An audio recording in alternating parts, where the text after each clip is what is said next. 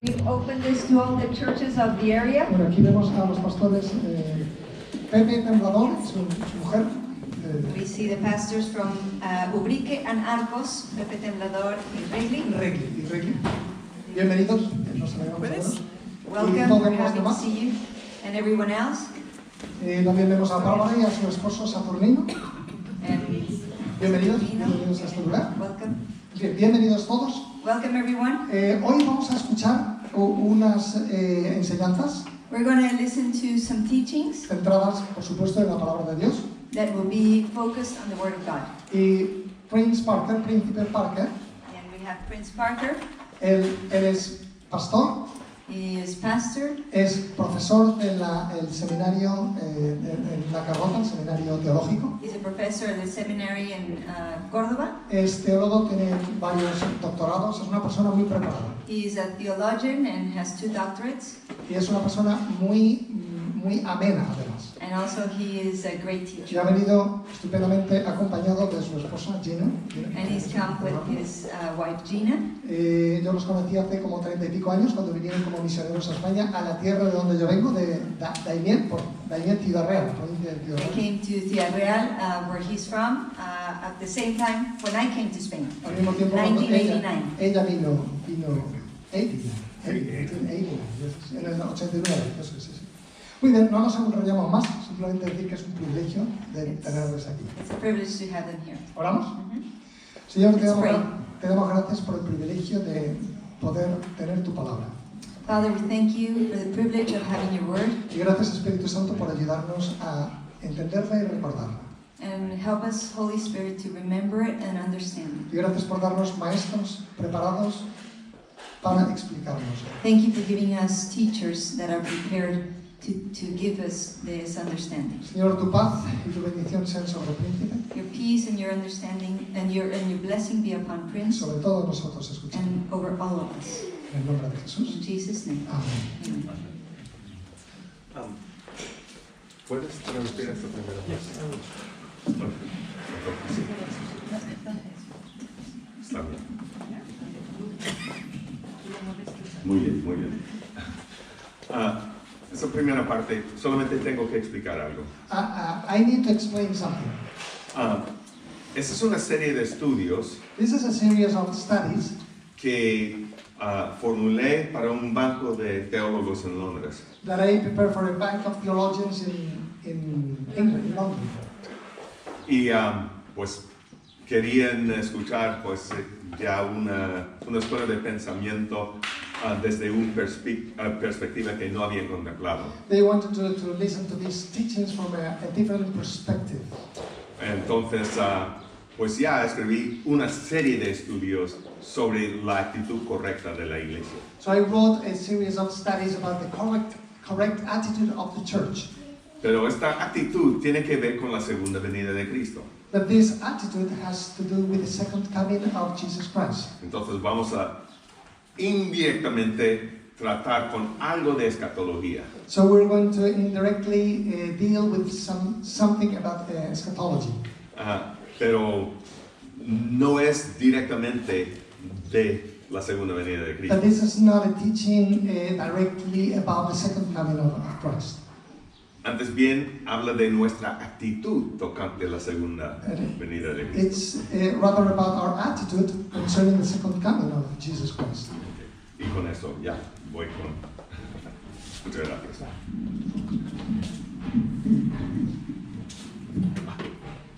Ahora bien, como podéis ver, se titula esta enseñanza La actitud correcta de la iglesia y es una observación exegética.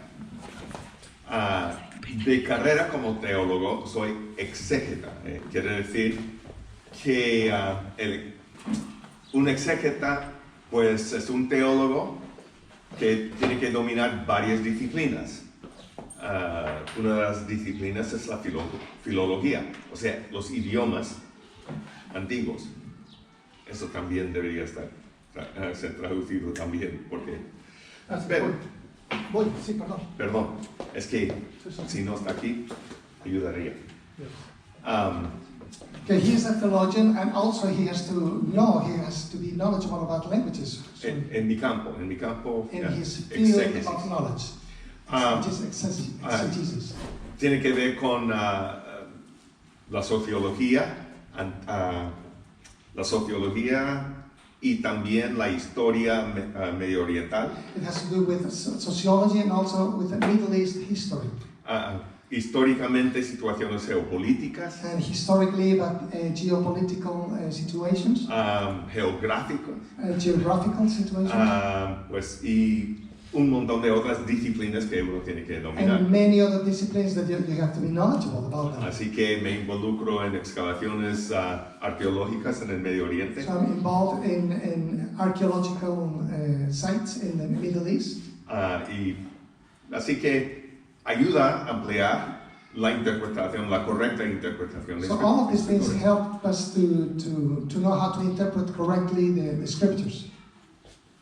Siempre sabemos que el contexto es correcto, o sea, tenemos que tener un versículo, citar un versículo en su contexto correcto, ¿verdad? It's something very basic is that we need to take into account the context when we deal with the verse of the Bible. Pero la gente generalmente solamente piensa en el contexto de donde se encuentra un versículo y lo que viene antes y después. But normally people only think about the close context to the things that they are reading.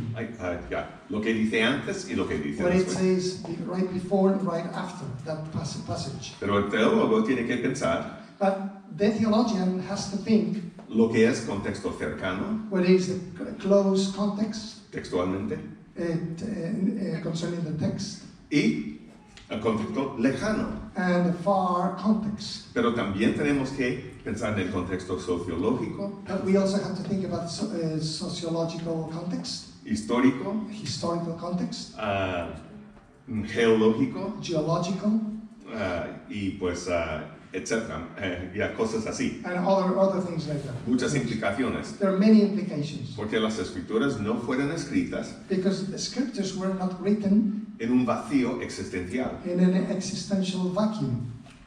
Fueron escritas en situaciones claras y definidas That they were written in very definite situations, y clear, con motivos claros. and with clear motives. A ver si me habéis entendido con eso. Let's see if you can understand. Si alguien te escribe una carta, If someone writes a letter to you, pues tú entiendes you understand. a la carta porque entiendes el contexto. You understand the letter because you understand the context. Tú sabes la relación que tienes con la persona You know the relationship that you have with that person. y si menciona algunos incidentes, tú sabes cuáles son. And if he mentions certain incidents, you know what he or she is talking Si about. menciona algunas personas, tú sabes quiénes son. If he mentions some people, you know who they are. Entonces, la carta es comprensible. So that's why that letter is understandable. Y de la misma manera, las escrituras fueron escritas de semejante manera. And in the same way, the scriptures were also written with all of those things, Cosas semejantes. things like those.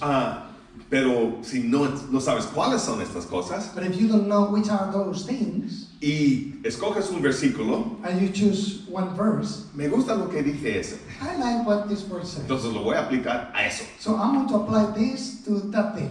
Realmente lo estás tomando fuera de contexto. Really, what you are doing is taking a verse out of context. Y eso pasa a menudo. And that happens often.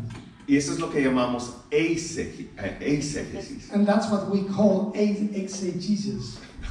No exegesis, Not exegesis, eisegesis. but exegesis. Eisegesis. Entonces voy a comenzar con el bosquejo. So I want to start with the outline. ¿Vale? Tenemos un poco de... Y lo lamentable es que tengo poco tiempo. Oh, I regret that we only have just very limited time. Ya, uno de mis fuertes como maestro, One of my strong points as a teacher me gusta explicar cada minucioso detalle. is that I like to explain every little detail. Y entonces, ¡pum!, se abren las escrituras. So Se abren las that way escrituras. the scriptures open up and we can understand. Muy bien. Así que esta es una observación exegética. So this is an exegetical Muy observation. bien. Entonces, el nombre completo de mi conferencia es La actitud correcta de la Iglesia frente a su obligación y papel ante la segunda venida de Cristo. The full title of my talk is... está ahí. Entonces, Sí, ahora sí. Sí. Entonces, ahí sí. Entonces, sabemos que Cristo viene. Entonces, ¿cuál debe ser nuestra postura, nuestra actitud tocante este evento que eventualmente sí acontecerá? ¿Cuándo? Este es lo que vamos a ver. Entonces, y como un buen académico, ya a mí me gusta tener los títulos largos como de antaño, que escribe y presenta muchas investigaciones. Tengo un subtítulo, ya. Una observación exegética de pasajes escatológicos claves que comúnmente se interpretan exegéticamente. Pasajes que normalmente se citan mal. Sí, lo citan y lo ocupan y lo citan mal. Por ejemplo, podemos dar un ejemplo. Bueno, pues déjame explicar exégesis. La exégesis es un concepto que involucra una interpretación crítica, objetiva y completa de un texto, especialmente de carácter religioso. En lo que se refiere al estudio e interpretación de la Biblia, podemos citar también dos fenómenos muy importantes, y como lo he mencionado, exégesis y eisegesis. ¿Qué es exégesis? Primero, exégesis proviene del prefijo griego ex, que significa, es un prefijo, pero también es una palabra independiente, pero que significa de adentro o desde adentro, es decir, extraer, hasta la misma palabra, comienza con ex. Al extraer algo, lo sacas algo de adentro de algo más. ¿O qué de otra palabra? Exit, ¿verdad? Comienza con ex. Salir, o sea, salir de. Entonces, exégesis es ver las escrituras y ver su contenido de todos los contextos que he mencionado y sacar de la escritura lo que dice. Ahora, en contrario, o sea, sacar una cosa que está incrustada, hundida, contenida o sepultada en otra, generalmente venciendo una dificultad como extraer una muela. No sale fácilmente, pero está ahí, hay que sacarlo.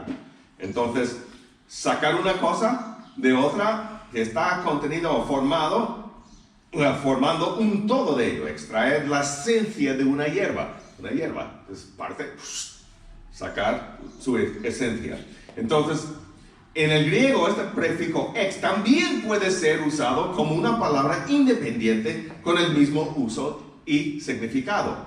Cuando dice en Hebreos que Cristo, con lloro y gemir, clamor a aquel que le podría librar de la muerte, la palabra de la muerte es extánatos.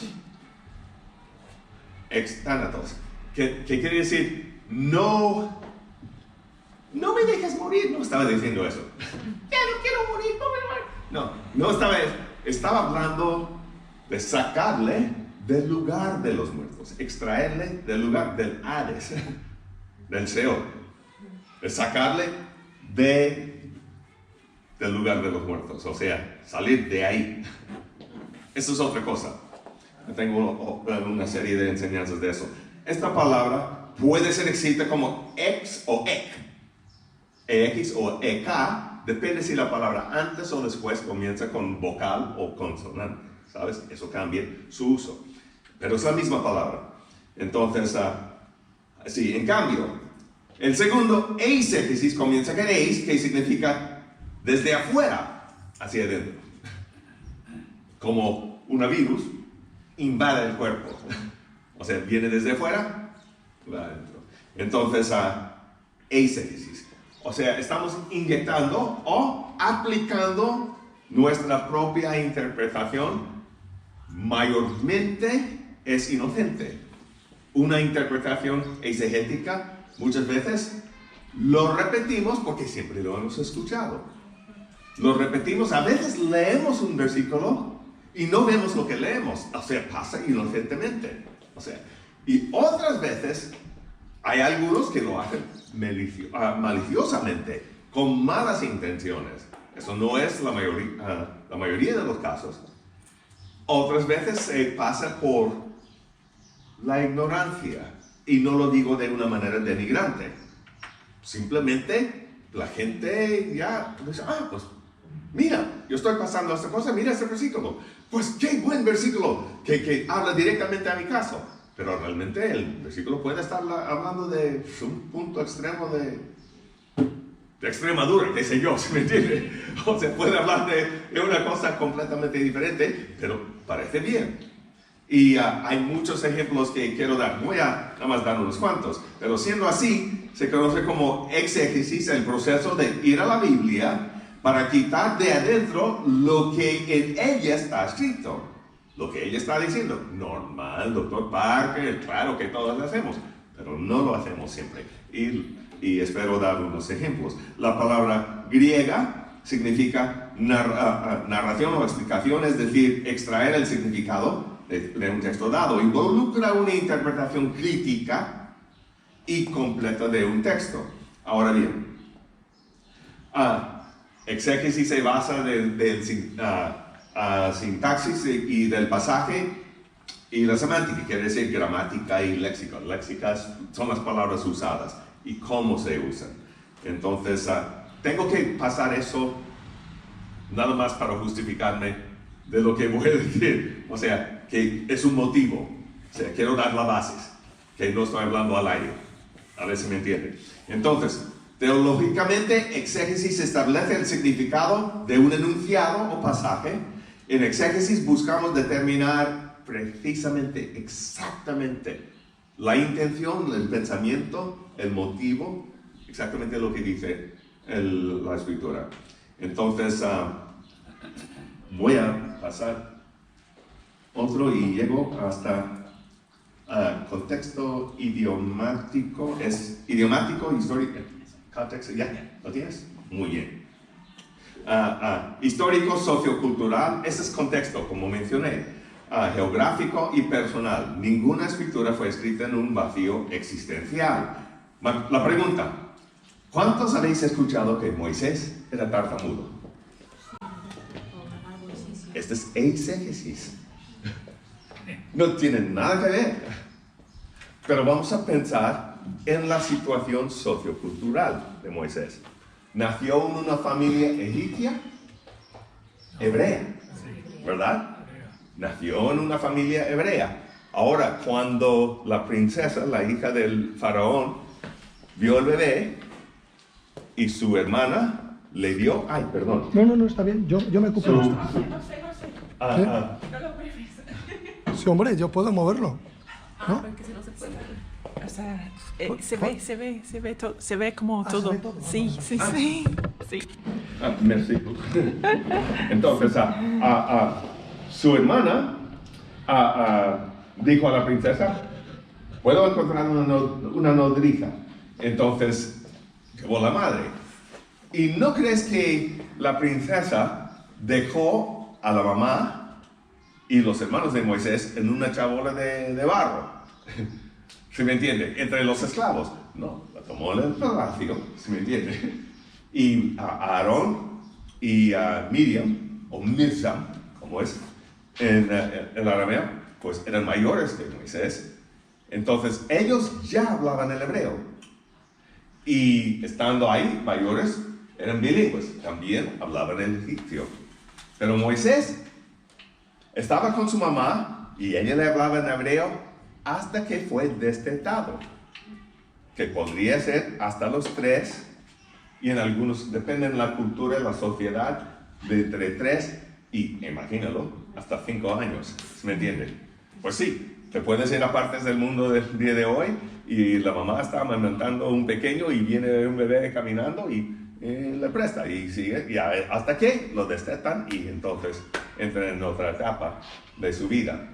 Pero entonces tiene eso entre 3 y 5 años, un promedio de 3 años que podemos decir, que escuchaba el hebreo.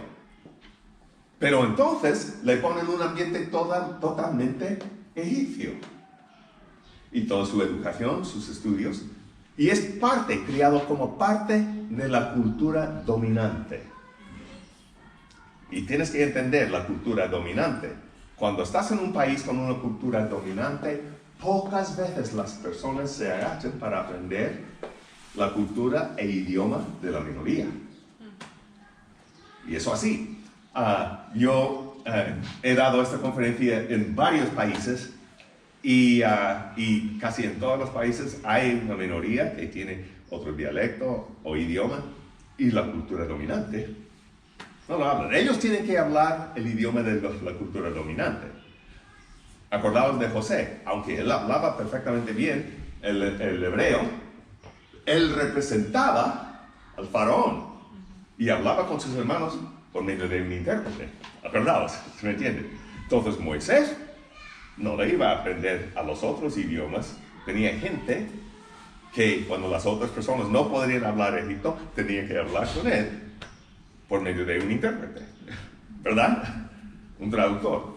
Entonces, él es parte de eso. He hablado en iglesias, digamos, en los Estados Unidos, y hay muchos iberoamericanos. Mucha gente no sabe de los Estados Unidos históricamente, no estoy hablando de los últimos 60 años, yo estoy hablando de los últimos 400 años. Es el segundo país en el mundo con más hispanohablantes. El único país que tiene más hispanohablantes es México. De los 62 millones de ciudadanos que hablan castellano, que sus familias han estado ahí cientos de años, ¿me entiende? Porque parte de los Estados Unidos era España, primeramente, una gran parte, entonces era México, entonces cambiaron la frontera y todos esos españoles y mexicanos se quedaron en los Estados Unidos y han estado ahí desde la formación del país. 62 millones de hispanohablantes y la mayoría de los estadounidenses no hablan español. Y aunque no hay idioma oficial, ellos tienen que hablar inglés. ¿Me entiende? Y cosas así. Y es así. Y entonces he tenido algunos inmigrantes y sí, los ricos no quieren hablar el español. Yo dije, y digamos en México, hay más de 500 tribus autóctonas. ¿Y tú como mexicano, hablas alguno de los idiomas indígenas? Pues no. Es lo mismo, la cultura dominante, tú tienes que hablar español. ¿Me entiendes? Y así es. Entonces, él fue criado que no, yo no voy a hablar el hebreo o arameo, no estoy enseñado así.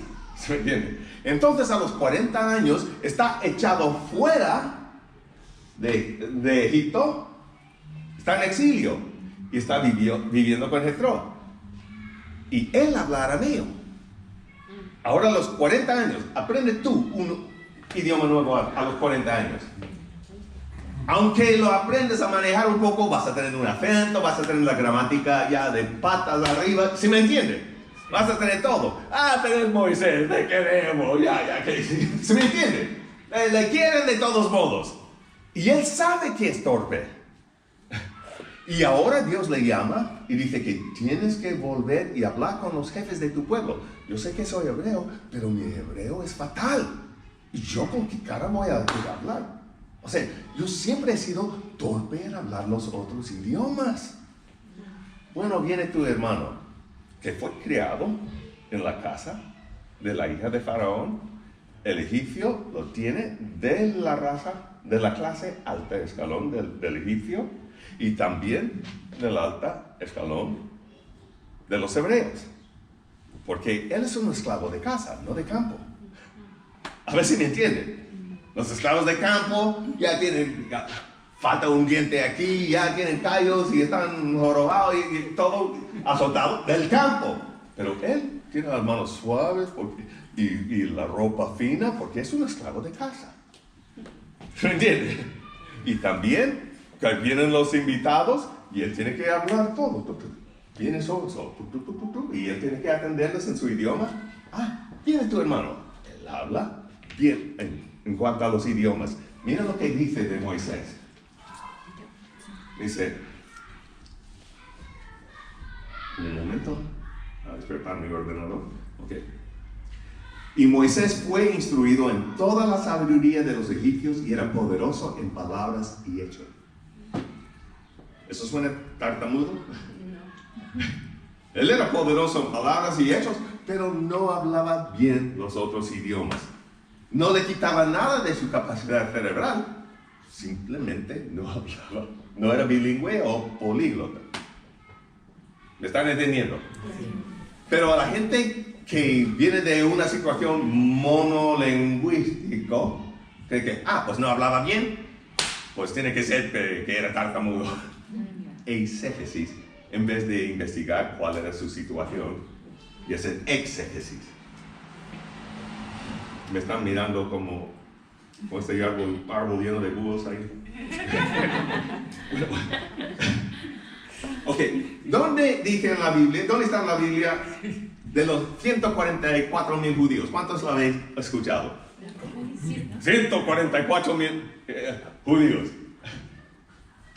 Como exégeta, disculpa. Estoy exagerando. Pero déjame explicar. Eso pasa por alto toda la historia del Antiguo Testamento. Tenemos el rey Saúl, primer rey de Israel. Estaba rey sobre toda la nación de Israel, ¿verdad? Entonces el rey David, sobre todo Israel. El rey Salomón, sobre todo Israel. El hijo de Salomón. Salomón dijo, ¿qué si he hecho todo eso y dejo todo a un necio? Y eso es precisamente lo que hizo. Su hijo era un necio y dividió el reino, ¿verdad? Dividió el reino. El reino del norte era Israel. ¿Y cuántas tribus? No, mira, muchas personas creen que es la división por tribus.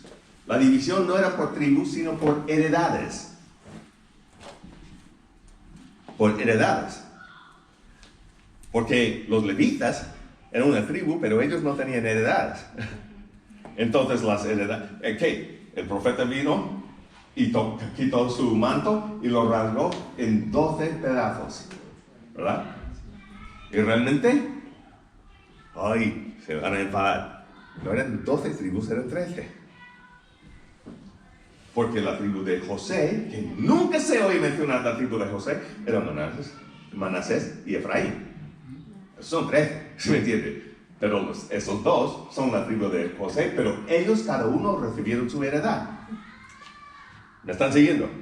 Entonces, el profeta rasga su manto en 12 pedazos y dice, 10 daré a ti y 1 lo voy a dar a la casa de David. Uno de los pedazos. Oye, espera, pero falta otro, ¿no? Entonces, ¿qué es? El otro pedazo era la tribu de Judá. Y David ya tenía su familia, ¿se me entiende? Judá iba a quedar con David sí o sí. Judá. Pero Benjamín se adhirió a Judá. Raramente, porque Saúl era de la casa de Benjamín, de la tribu de Benjamín. Y Benjamín siempre estaba peleando con Judá, batallando por el trono. Pero cuando David, ya por fin, cuando se separó, Benjamín dijo, no, me quedo con la casa de Judá, con la casa de David. Me quedo con ellos. Y se alió ya fielmente Benjamín. Y entonces en el norte, el rey Jeroboam, ¿qué es lo que hizo?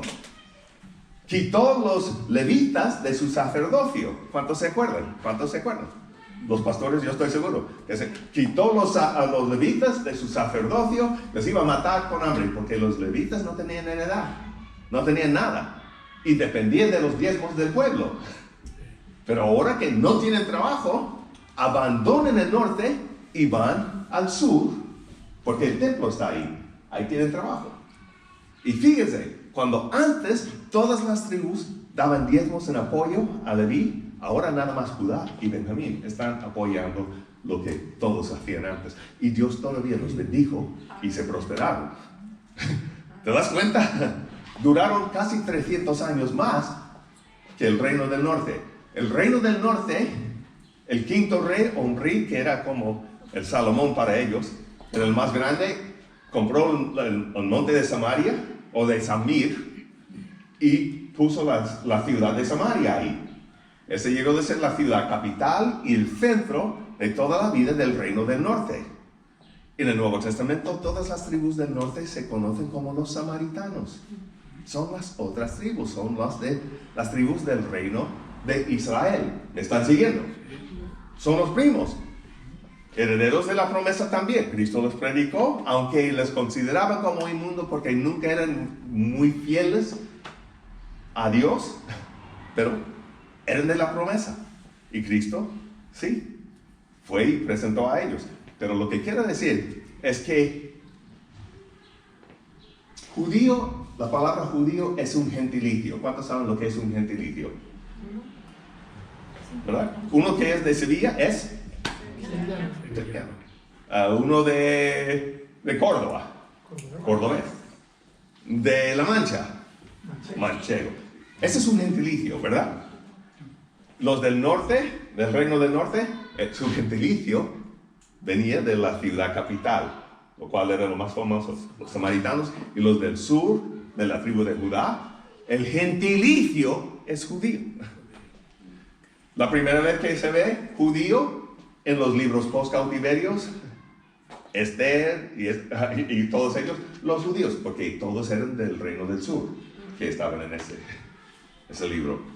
De manera que en Apocalipsis, ese de los 144,000, solamente 36,000 son judíos. Porque tienes 12,000 de la tribu de Judá, 12,000 de la tribu de Leví y 12,000 de la tribu de Benjamín. Esos son los judíos. Los demás son del reino del norte, de Isaacar, de Manasés, de Efraín. ¿Sí me entienden? Hasta menciona entre ellos, no menciona a Efraín, sino menciona a José. Y nunca se menciona a José. Reemplaza a Efraín con José en este. Pero está hablando de los reinos que eran las tribus, que eran del reino del norte. Solamente 36,000 son judíos. Así que decir 144,000 judíos es una burrada y ignora toda la historia del Antiguo Testamento. A ver, ¿quién me ha entendido? Esas son cosas que se han enseñado comúnmente exegética. Eso es exégesis. Pero todo el mundo lo ha aceptado como lo ha tragado con todo y el anzuelo. Pero históricamente o bíblicamente es incorrecto. Ahora voy pues sí.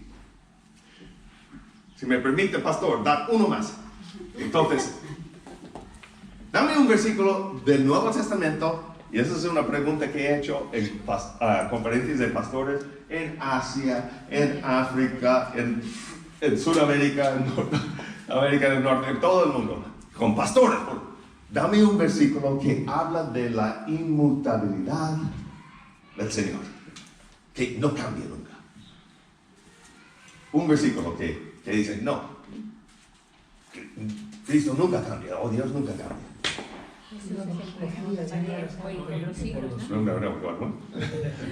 O sea, oigo, si muchos hablan no oigo nada.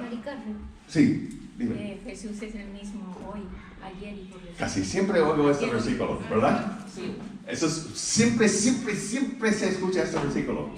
Y con los pastores, no, pues hermano, tú puedes confiar porque Cristo es el mismo ayer, hoy. Y el problema consiste en esto está totalmente fuera de contexto. De hecho, el versículo no tiene el verbo, es una frase.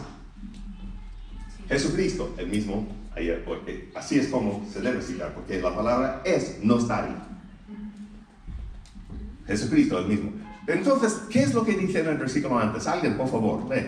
¿Qué es lo que dice en el versículo antes? A ver si podemos rápidamente.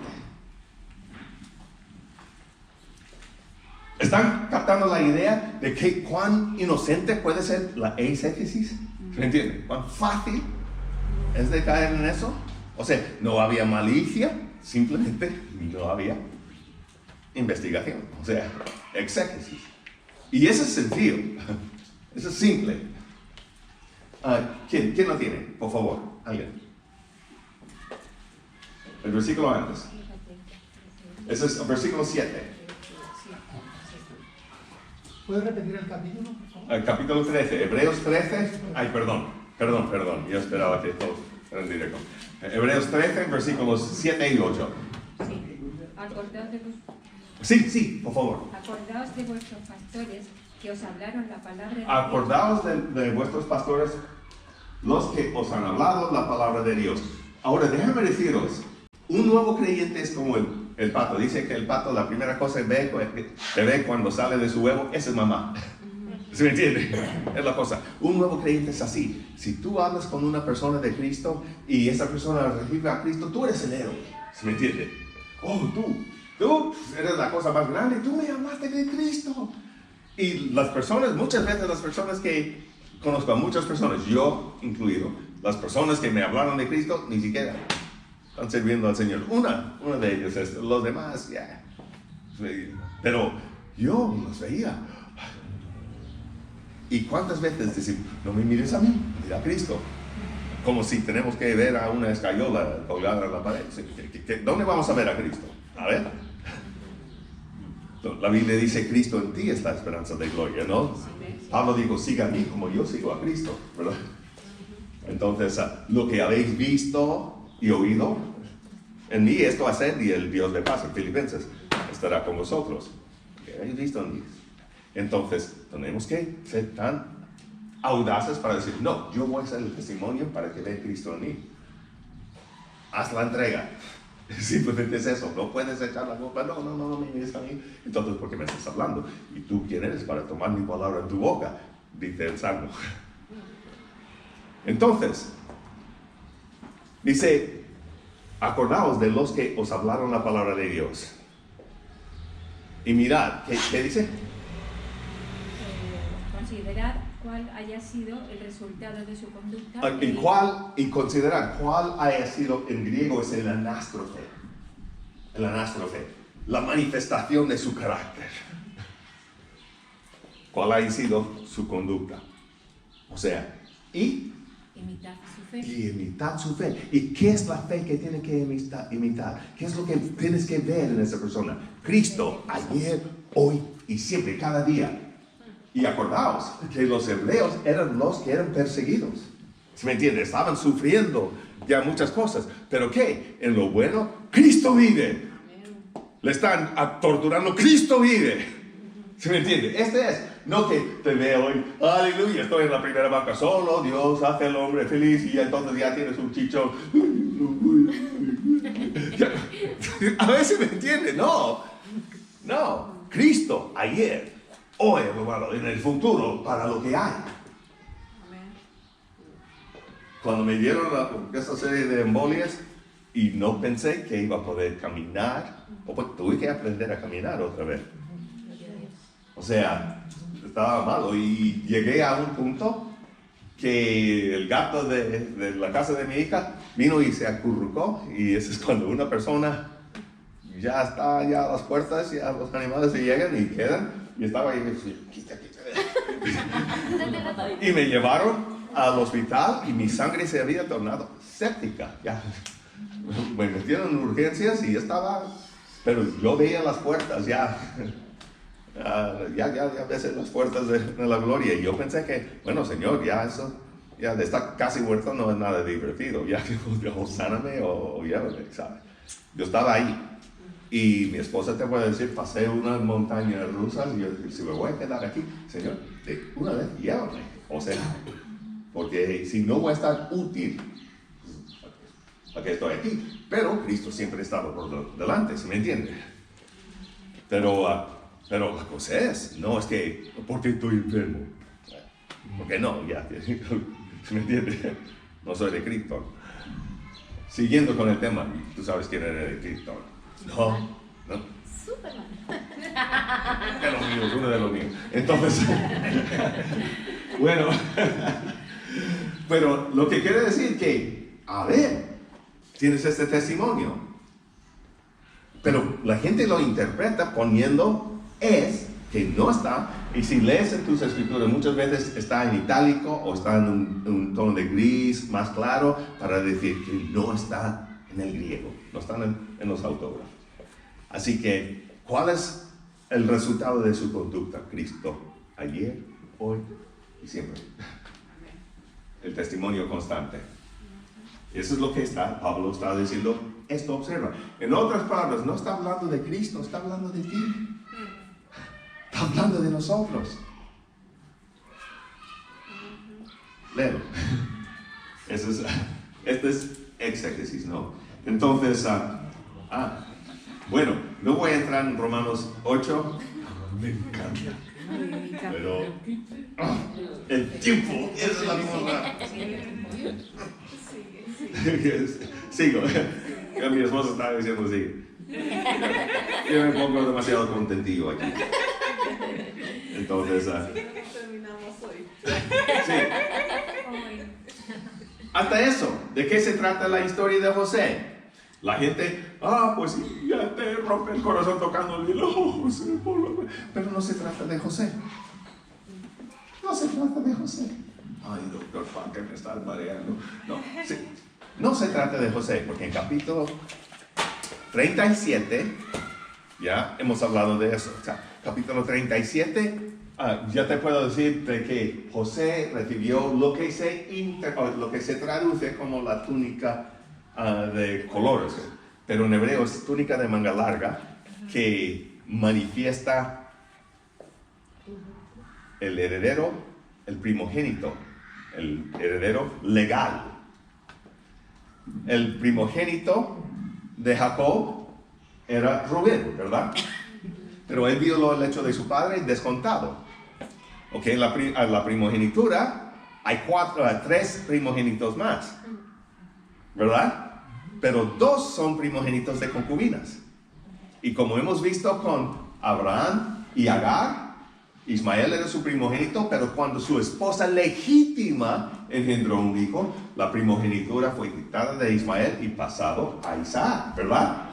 Y por eso Ismael hostigaba a Isaac. Entonces, ¿estamos? ¿Primogenitura? Firstborn. Sí. Entonces tenemos este caso, que José era primogénito de una esposa legítima, así que pasó de Rubén hasta el 12º hijo. 12º, que Benjamín era el 12º hijo. No olvides, no seas misógino. No, porque Dina nació antes de José, ¿verdad? En castellano se dice 12 hijos, ¿verdad? Entonces, José es número 12, Benjamín número 13. Entonces, ahí está la cosa. Él recibió la primogenitura legalmente, hasta que le dieron la paliza, quitaron la túnica y le mandaron a Egipto. Eso es capítulo 37, solamente. Capítulo 38 cambia de tema. Habla de Judá. ¿Quién escribió el relato? Moisés. Moisés era de Leví, pero no escribe de su antepasado. Se cambia a Judá, pero nunca habla de Judá antes. Nada más mencionó que nada, pero ahora sí, toda la historia, como él quedó viudo y su hijo, su primogénito murió, y entonces, ¿para qué? Eso es para entender. Y eso hasta se adoptó en la ley de Moisés. En mi libro, La misoginia, explico el por qué. Porque la mujer no tenía valor y rasgó la ropa de la angustia, de la maldición, ¿se me entiende? Pero no tenía valor. Una vez que salía de su casa, la gente decía, ya, qué bueno. Y la dejaron, y ella ya no nos pertenece, no la tenemos que alimentar, pues ya, pertenece a la casa donde se casó. Pero si el marido moría sin dejar hijos, no había nada que la vinculaba con la familia, nada. Entonces, muchas veces estas jóvenes viudas o se quedaban en la calle y se entraban en la prostitución, o mendigaban. Y si era joven, nunca la iban a dejar así. Estaba abierto para 400,000 maltratos. Horrible, ¿verdad? Eso sí me quita el aliento. Entonces, para la buena cultura dice, el siguiente hermano engendrará un hijo con ella, no será su hijo, será el hijo del de él que ha muerto, de manera que ella tiene algo que le vincula a la familia. Y ¿sabes? Que hay una cosa. Mi hermana mayor se casó varias veces, yo el primer creyente en mi familia. Y su último esposo, su tercer esposo, nunca tuvo hijos con ella. Y cuando ella murió, desapareció. No sé nada de él, ¿sí me entiendes? No había nada que le vinculaba con la familia. Ya se fue. Y esto es lo que pasaba. Ella no es familia, no tiene nada con nosotros. Pero con el hijo, ya, es familia. Tiene sangre con nosotros. Así que por eso hacían eso, para que tengáis entendimiento. Pero no, el segundo hijo no quiso hacerlo, tiró las mías, Dios dijo, malvado, y le mató. Mató al hijo de Judá. Entonces, el tercero era muy joven. Y digo, cuando él llegue a tener edad, ya, él tendrá. Y pues, ¿qué? Judá le hizo caso omiso. Y Tamar dijo, eso no va a pasar así. Y pues ya sabemos lo que pasó. Ese es capítulo 38. Y nacieron o mellizos o gemelos, pero nacieron esos. Y capítulo 39, regresa a José y nada, nunca vuelve a esto. Nunca sabes el porqué de capítulo 38 hasta que llegues a Mateo capítulo 1, versículo 2. Que este niño que nació ahí es la genealogía de Cristo. Entonces José fue a Egipto para sufrir todo eso, para salvar la vida de la simiente mesiánica. Rescatar la simiente, si no, hubiera muerto en la hambruna, en el desierto. Se trata de Cristo, no se trata de José. Ahí está este árbol de búhos otra vez, o me están entendiendo. ¿Tú crees que? Sí. Bueno, me están. Diferencia entre exégesis y eisegesis. Entonces, ahora, primera parte. Y ¿es tiempo para el descanso? ¿Pastor? No, todavía queda 20 minutos. Pero si necesitas descansar... No, que va, ya yo cuando estoy aquí... Y también tienes una silla que te puedes utilizar si quieres. También tienes una silla que puedes utilizar si quieres. No, ya cuando doy mis clases en la facultad, saco mis 10,000 pasos diarios. Ok, un propósito desviado debido a una interpretación exegética. Yo también te digo que tú eres Pedro, y sobre esta roca edificaré mi iglesia, y las puertas del infierno no prevalecerán contra ella. Cuando escuchamos ese versículo, siempre lo interpretamos como, bueno, el diablo nos está atacando, pero no te preocupes, las puertas del infierno no prevalecerán contra nosotros. Porque lo tenemos como nosotros somos los azotados y que el diablo nos está atacando y que las puertas del infierno no tendrán victoria. Y eso no tiene sentido ya, y hasta me da dificultad decir esto. Porque ¿cuál ejército que marcha en ataque carga puertas? ¿Verdad que eso no tiene sentido? Yo estoy atacando una ciudad, no llevo puertas conmigo, pero si soy una ciudad en defensa y me están atacando, mis puertas tienen valor. ¿Se me entiende? No tiene sentido decir que, ay, me está atacando Satanás, pero las puertas del infierno. ¿Verdad? Pero lo habéis escuchado e interpretado así. Pero no tiene sentido, ese es contrario. Este es pues el síndrome de la persecución, pobrecito de nosotros, ya, y sentimos como un hombre grande, ya, y hay un perrino, ¿y eso qué es? Quita. Entonces, y esa es la cosa, las puertas son para defender los territorios que donde Satanás ha establecido sus fortalezas. Vamos a ver en las escrituras donde dice, a veces las fortalezas están aquí. Entonces, introducción. ¿Cuál es el concepto que tenemos de nosotros mismos, como el cuerpo de Cristo, resucitado, el Cristo resucitado, ante las multitudes de impíos que por todas las apariencias dominan este mundo. Especialmente el día de hoy, escuchamos la iglesia acusando al mundo, los malvados están tratando de destruirnos. Pero, ¿quiénes son ellos? Sí son más, pero eso no tiene nada que ver. Mayor es aquel que está en ti. Entonces, cuando Lucifer confrontó a Cristo durante su ayuno de 40 días, al principio de los 3 años de su ministerio terrenal, encontramos que Cristo no contradijo su aclamación, pero sí corrigió su demanda. Porque dijo, mira, si ves todos estos reinos del mundo, todo me ha sido dado. ¿No te dijo? ¿Verdad?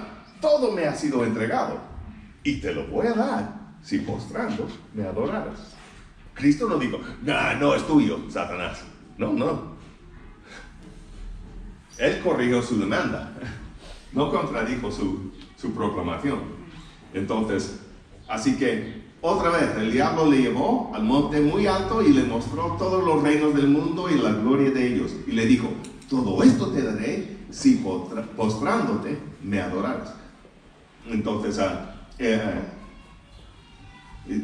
dice, y Jesús le dijo, vete, Satanás, porque escrito está, al Señor tu Dios adorarás y solo a Él servirás. Entonces Cristo no refutó la aclamación del diablo, porque era verdad. Cuando Adán se sometió y obedeció a la serpiente, Él entregó el señorío y la autoridad que Dios le había dado a Él sobre la tierra y lo entregó a Satanás. Y esa es la cosa, ¿sí? Cuando Él obedeció a Satanás, se sometió a Él como su Señor y le entregó a todo. Y eso trajo la muerte sobre todo el universo. ¿Y qué es lo que dice? Pero por eso las Escrituras dicen, sabemos que somos de Dios, aunque el mundo entero está controlado por el maligno. Entonces, en vista de esta abrumante verdad, el hecho de que se ve como estamos sumamente superados en número, eso puede ser intimidante, ya se puede cohibir un poco, porque además, una cosa que tienes que entender es que ¿cuántos ángeles cayeron con Satanás, con Lucifer? Un tercio. Quiere decir que 2/3 están a nuestro lado. Amén. De ninguna manera, hasta por los números brutos ya no pueden ganar, si me entiendes. 2/3 partes están por nosotros, pero Satanás se ha exagerado su imagen en el mundo. Ya, se ve, es un demonio. Ya. Conozco a un pastor que antes que fuera pastor, era un empresario y compró una mansión. Pero resulta que había algunos homicidios en ese lugar antes, y él no lo sabía, no lo habían revelado antes que él lo compró, y su esposa se quedaba en la casa en el día y los muebles se movían y cosas de las puertas se abrían y se escuchaban pisadas y entraban y todos los gabinetes en la cocina ya abiertas y ya los platos y cosas ahí desordenados por donde quiera, y ella se volvió loca. Entonces, cuando alguien llamaba a la puerta vendiendo algo, aunque no quería comprar, los invitaban para no estar a solas en la casa. Y un día llegaron unos cristianos y ellos dijeron, cristianos, no eran testigos de Jehová, eran evangélicos, y ellos, pasa. Y entraron y estaban hablando y vieron que ella está mirando alrededor. Y, pues, ¿qué es lo que ocurre? Dice, comenzó a llorar y dice, mira, pasa esto aquí en la casa. Y digo, estos solamente son demonios. Y yo digo, solamente son demonios.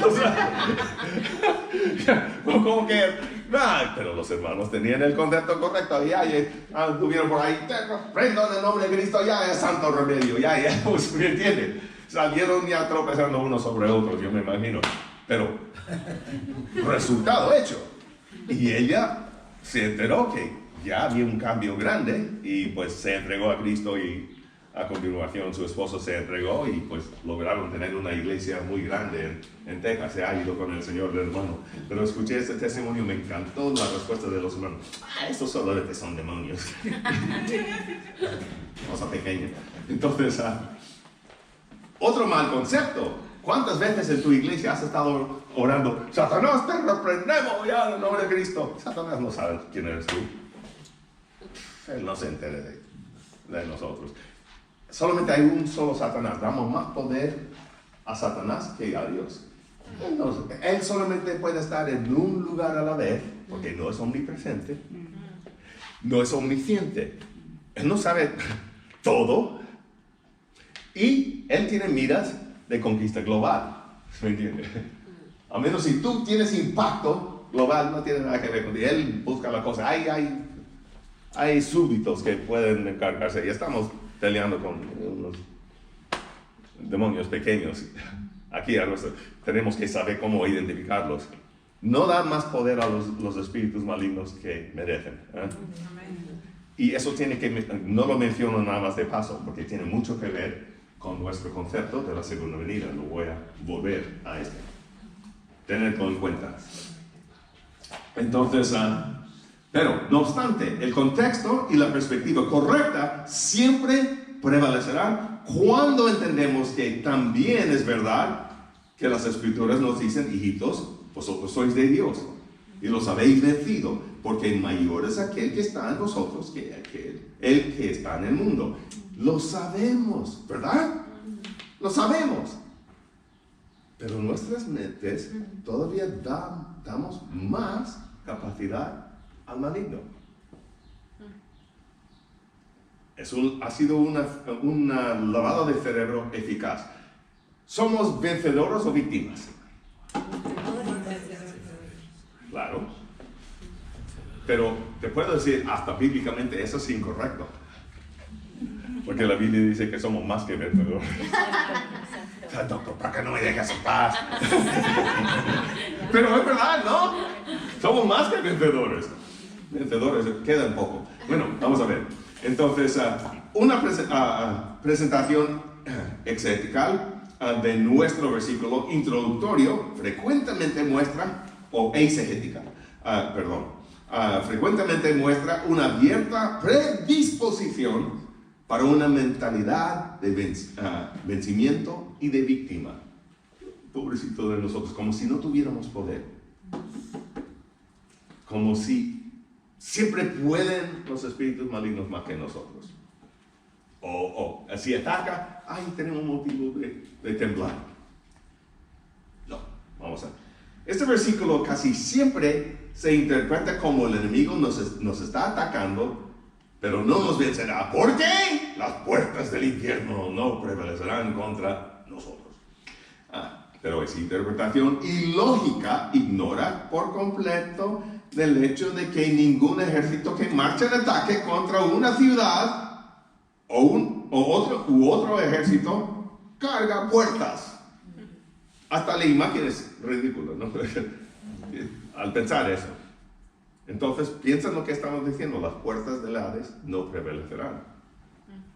Quiere decir que estamos atacando y ellos y no pueden resistir nuestro avance.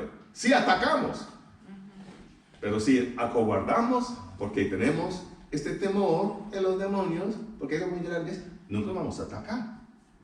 Nunca vamos a tomar la posición que Cristo nos dijo que teníamos que tomar. Esta interpretación asume, como si fuera natural, una postura de derrotismo y defensa en vez de la iglesia poderosa y más que vencedor que Cristo edificó en su nombre. Así que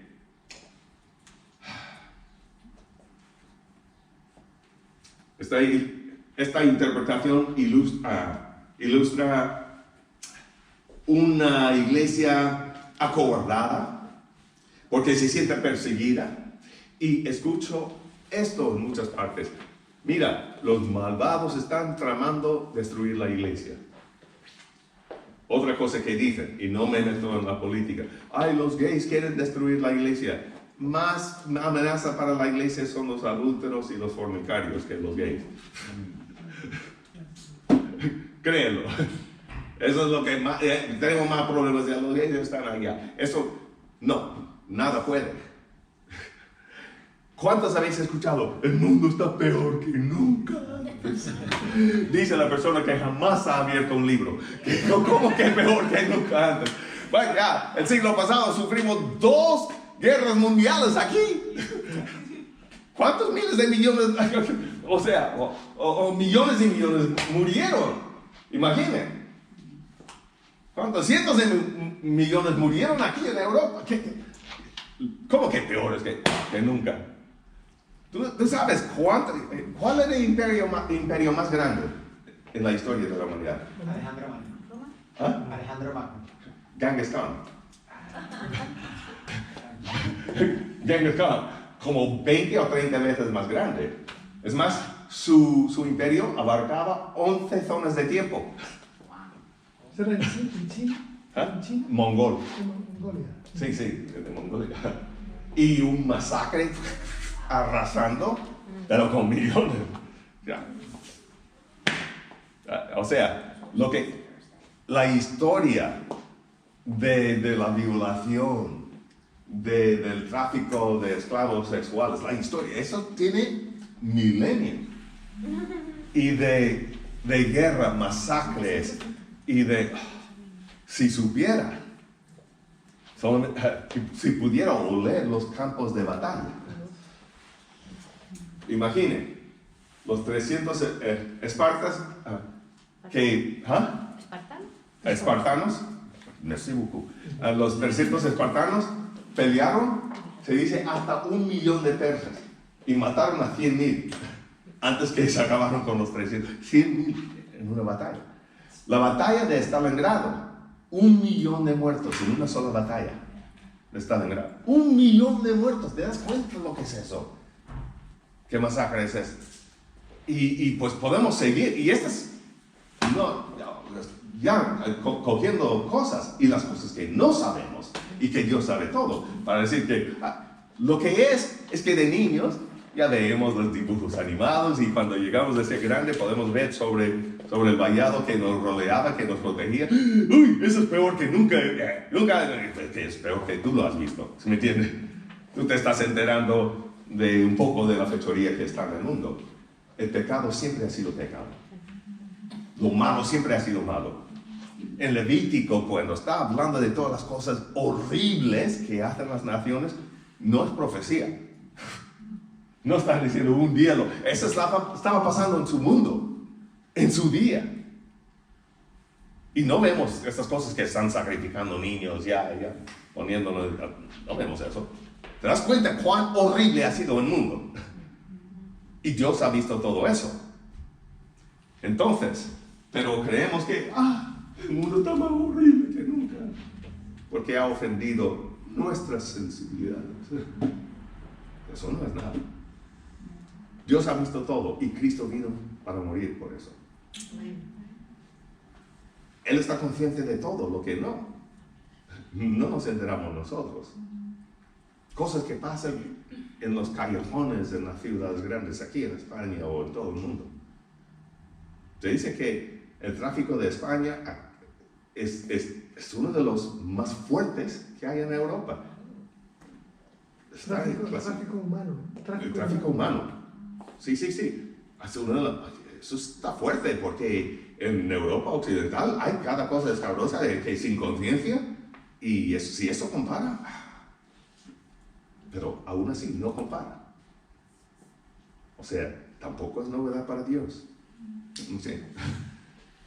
Porque de alguna manera estas puertas que este ejército que nos está atacando no prevalecerán.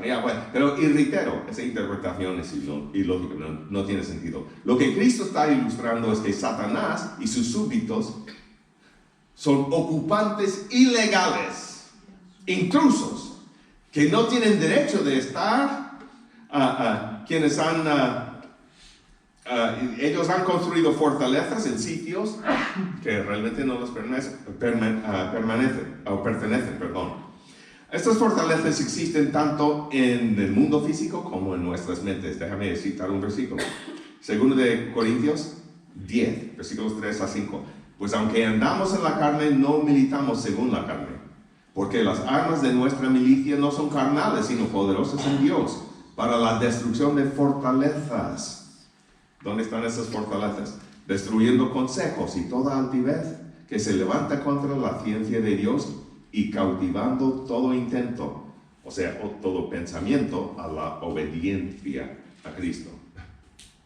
Entonces, a veces construye fortalezas aquí, en nuestra vida emocional y en lugares estratégicos en este mundo, pero son ilegales y podemos destruirlos nosotros en el nombre de Cristo. Esta actitud prevalente, aunque no sea intencional, no tenemos ninguna mala intención de tenerla, es el resultado de la exégesis de numerosas escrituras, especialmente en este caso, en el caso de escrituras escatológicas en cuanto a la segunda venida. Mira, esas interpretaciones desatinadas nos han afectado negativamente y han desviado la iglesia de su debida perspectiva escatológica, como debemos ver la segunda venida de Cristo y el futuro, de su propósito en el mundo. ¿Por qué la iglesia está aquí? Y si el mundo está perverso y malvado y se va a acabar, y por qué está tan malo que va a acabar, mi pregunta para la iglesia es: ¿de quién es la culpa? ¿De quién es la culpa? Y número 3, nos desvía del propósito de nuestra debida obligación en el mundo ante la segunda venida de Cristo. ¿Cuál es nuestra obligación? Entonces, estas interpretaciones nos han engañado y nos han dejado enceguecidos y desviados de uno de nuestros propósitos fundamentales. Escuchadme bien cuando digo eso. Que nuestro propósito es de postergar la segunda venida de Cristo y no de apresurarlo. Doctor Parker, venga. Y oramos incorrectamente, porque muchas veces decimos: Señor, ven pronto. Exacto. Pero si decimos esto, tenemos que pensar en el impacto total de eso. Señor, mata a toda esa gente que todavía han de ser salvos. ¿Qué si Cristo hubiera venido un día antes que tú te entregaras a Cristo? Conforme a esta ideología, sí. Pero la iglesia no existe para eso. Pero el mundo está malvado, Señor. Mira cómo está. Sí, y ahí estábamos nosotros. ¿Por qué vino Cristo? ¿Para condenar al mundo? Sabemos que no. Cristo vino para buscar y salvar lo que se había perdido. No nos salvó porque éramos justos. No nos salvó porque estábamos haciendo todo lo correcto. Decimos: Cristo, te doy mi corazón. Y el Señor pone una máscara de gas y lo toma y lo tira. Mira, te voy a dar un nuevo corazón. O sea, no, ya recibe tu corazón para botarlo y darte otro. Quitaré el corazón de piedra y te daré un corazón de carne. ¿No lo dije? Señor, te doy la vida. Ya, te doy mi vida. Ya. Pero, ¿qué? Ya es como, yo no masco chicle, pero si mascara chicle. ¿Quieres? La vida todo masticada y destrozada. Señor, tómalo. Gracias, bien. Y lo bota y te tiene que dar una nueva vida, ¿verdad? Te da una. Porque es lo que estaba. ¿Qué voy a hacer con eso? Míralo. No nos salvó porque éramos justos. Si fuera el caso, nunca podríamos ser salvos. Si dijeras que no tengo pecado, pues tu pecado permanece. Pero ahora, o no tengo pecado, serías perdonado. Pero ahora que dices que, bueno, lo opuesto. Lo he dicho de cabeza. Pero me has entendido, aunque lo he dicho mal. Pero dice, si admites que tienes pecado, serías perdonado, pero ahora que dices que no tengo pecado, el pecado permanece. Digo eso a los fariseos ya. Uy, no sé por qué me trabó la lengua la traba. Entonces, el enemigo de Dios, de nuestras almas y la iglesia, nos ha convencido del desvío de nuestra verdadera meta, la de que nuestro deseo tenía que ser ver la pronta venida de nuestro amado Señor Jesucristo. Esto no debe ser el deseo de la iglesia, porque ¿qué va a pasar? Si Cristo viene, tú vas a estar con Él. Si no viene, vas a estar con Él. Pero ¿qué pasa con los perdidos? Pero si ves las Escrituras, ¿qué es lo que dice? Vamos a ver. Nosotros sí iremos para estar por siempre con el Señor, pero los demás que aún han de huir. Pero ¿qué de la familia que vive a la vuelta de tu casa? ¿Qué del beduino en el Sáhara? ¿Qué de estas personas que nunca han escuchado? Y nosotros tan feliz con Cristo, Señor, ven, quítame porque yo no me siento bien. Ya lo estoy pasando mal. Ven, Señor Jesucristo, que el infierno, los demás, que se pierdan los demás. Realmente es lo que estamos diciendo. ¿Será esto el propósito de Cristo? ¿El propósito de la iglesia? Si el propósito de Cristo era de venir y buscar lo que se había perdido, ¿cuál debe ser el propósito de la iglesia? Tanto más pecador, tanto más rico el campo. ¿Sí? Me acuerdo con vergüenza una vez que estaba cuando estaba en adiestramientos para el ministerio, era el nacimiento de JCUM, cuando era departamento de misiones de los jóvenes de las Asambleas de Dios. Ahí JCUM, Juventud con una Misión. Ahí es donde nació, en el departamento de misiones juveniles en las Asambleas de Dios. Y estábamos en eso, mi esposa y yo. Pero me acuerdo, una vez estábamos en una campaña y había unos pandilleros chicanos. Tenían ya los pantalones allí, pues ya unas cosas ya que todo el vestuario de pandillas. Y las pandillas no son ningún chiste, no es un grupo de personas que les gusta patinar, no, esos son mafiosos. Entonces vi uno que estaba sonriendo y mirando y cosas así, y vi otro que tenía unos ojos secos y estaba ahí, pero de veras parecía malo. Entonces yo fui al chico que estaba sonriendo y sí, estaba muy amable, muy cortés, como algunos de los mafiosos sí saben cómo portarse bien. Y el cavernícola, ese tipo, un niño de 12 años fue y habló con él. Y cuando menos me di cuenta, este tipo estaba en el altar. Y el tipo que estaba muy amable, ya bien gratis, y se fue con su pistola y con todo, y ya siguió como nada. Y el otro, sí, no tan solamente se entregó, hasta se entró en un programa de discipulado para servir al Señor. Y me quedé con la vergüenza. Y mira, este alma podría haber sido mío. Ya. Pero ya, algo guardado porque se veía muy malo. Ya. Y así vemos el mundo. Está muy malo. No, pero eso debe ser. Mira, están blancos los campos. Voy a nada más decir, ¿qué de estas almas? ¿Qué del joven al punto de suicidio en Japón? ¿Saben cuántos? ¿Qué de la encomienda que nuestro amado Señor dio a su iglesia? Ir y predicar a todo el mundo.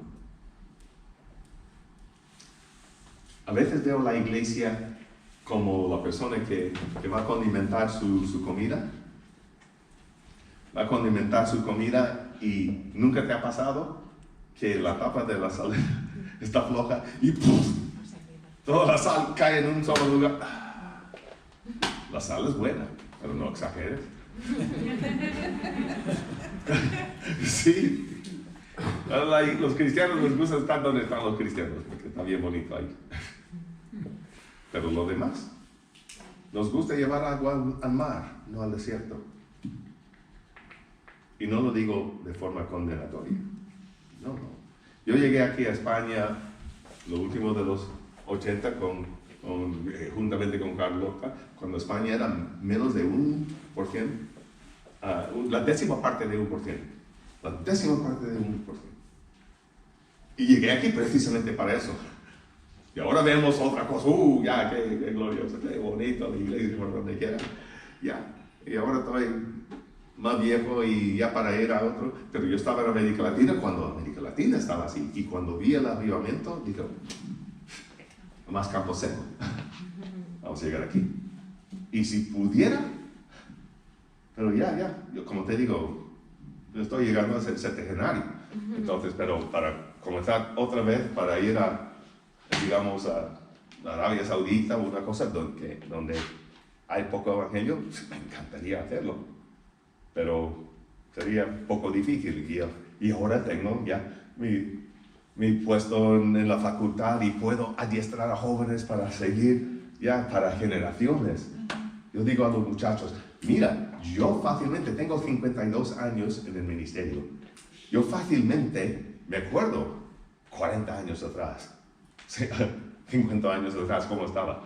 Yo dije, y yo tengo esta esperanza para esos mozos, que esos jóvenes que están ahí, que vosotros podéis pensar 50 años de ahora, preparando personas y ya extendiendo el evangelio aquí en España y donde más, ¿me entiendes? Esa es la visión que tengo ya, y preparando generaciones para eso. Tener una visión, y yo quiero ver la iglesia conquistar y postergar. Mira, voy a ser pronto aquí. La meta de Cristo, la encomienda a la iglesia es predicar y extender el reino de Dios, ¿verdad? Sí. Si no hacemos eso y las tinieblas ganan, hemos logrado, teniendo Cristo a nuestro lado, y todo lo podemos en Cristo. Y si el diablo viene y conquista todo y está tan malo todo, que Cristo dijo, todo está arruinado, y si no acorto los días, nadie sería salvo, ¿ha fracasado o ha trabajado con éxito la iglesia? Es un fracaso. Eso es un fracaso. No hemos logrado la encomienda del Señor. Cristo dijo que tenemos que predicar y extender el reino de Dios. Y si no lo hacemos, eso es nosotros. Cristo no vendrá hasta que la gran apostasía, según el Tesalonicenses. En Mateo 24 dijo, si los días no fueran acortados, nadie sería salvo. Eso no es un éxito, es un fracaso de la iglesia. Y yo no sé de ti, que entre tanto que yo vivo, eso no va a pasar. Yo no quiero ver eso. Voy a ser redundante, vamos a tomar un descanso. Muy bien, gracias, Prince. Pues nada, tenemos 20 minutejos, ¿os parece bien? 15, 20 minutos o más, si necesitáis más, 15 minutos, ¿está bien? Muy bien. Han traído unos pasteles maravillosos allí. Lo que creo